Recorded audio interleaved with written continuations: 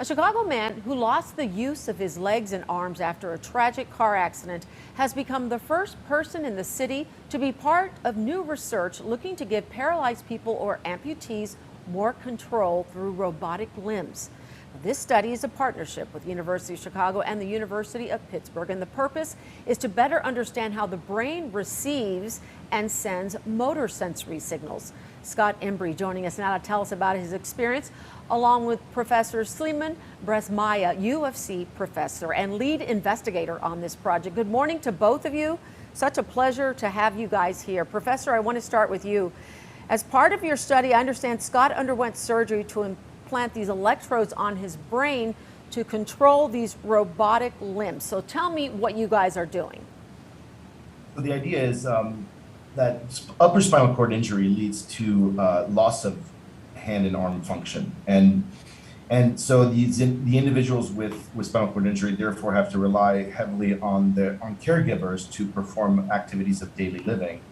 And so what we are working on is to equip these individuals with robotic arms that they can control with brain signals. So what we do is monitor brain signals with these electrodes that we implant in the motor parts of the brain, the parts of the brain that send signals to the muscles to move the arms and hand.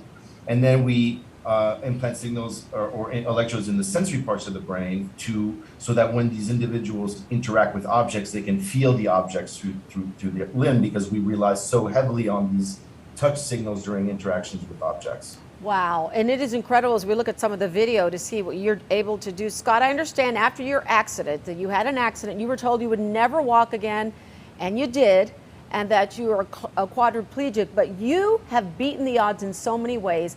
And I also understand that's what brought you to this research. Tell me, what difference has this made for you so far?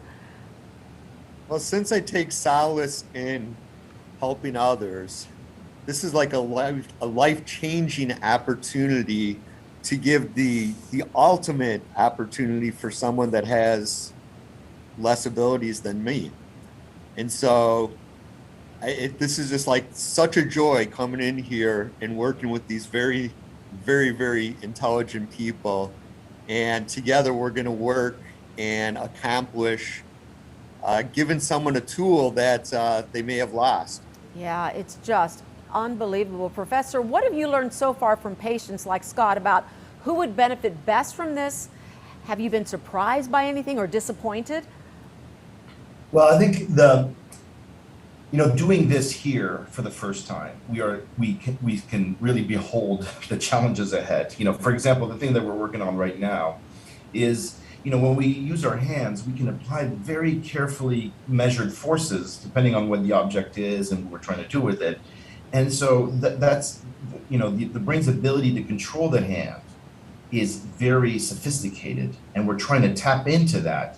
And so what has been, what we've been spending a lot of time doing is trying to tap into these neural mechanisms of hand control. And of course, having Scott there, who is a major member of the team, helping us to kind of guide that research to try to improve hand use. So the future of this looks very bright. And I imagine the implementation, you're looking at many possibilities that can be done. Scott, I want to know what this means for you as you look at your future and the future of others who lose their limbs, because, I understand your attitude is unbelievable, and that's the reason why you've been able to go so much further than you were ever told you'd be able to. So what does this mean to you?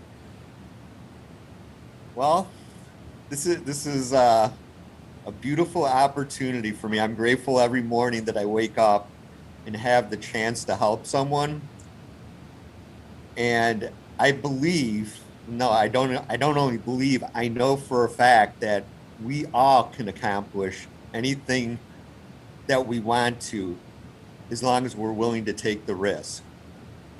Well, and that's just what I know is true in my heart. Well, I gotta give you the final question here, Professor. Scott has such a drive and resilience that you probably don't see in a typical patient. I'm wondering how much of a role that plays, how much of a patient's attitude plays in the success of something like this.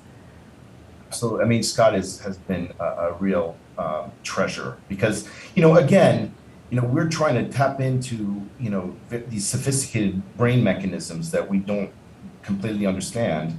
And so the subject, Scott, is an integral part of the team, telling us, for example, when we're eliciting sensations, we electrically stimulate his brain, and Scott tells us what it feels like, and when something feels more natural than something else, he helps guide that research in critical ways. And and we are, hopefully we'll find another Scott out there to continue pushing this research forward.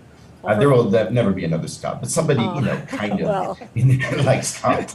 Talk about teamwork is the dream work. Thank you so much. You guys are doing some amazing things, Professor. Keep up the good work, and please keep in contact with us. Let us know how things are going, and you as well, Scott. We want to see you get better and better. We appreciate you sharing your story with us. Thank you so much. Okay, have Thanks a great lot. day. We'll be right back.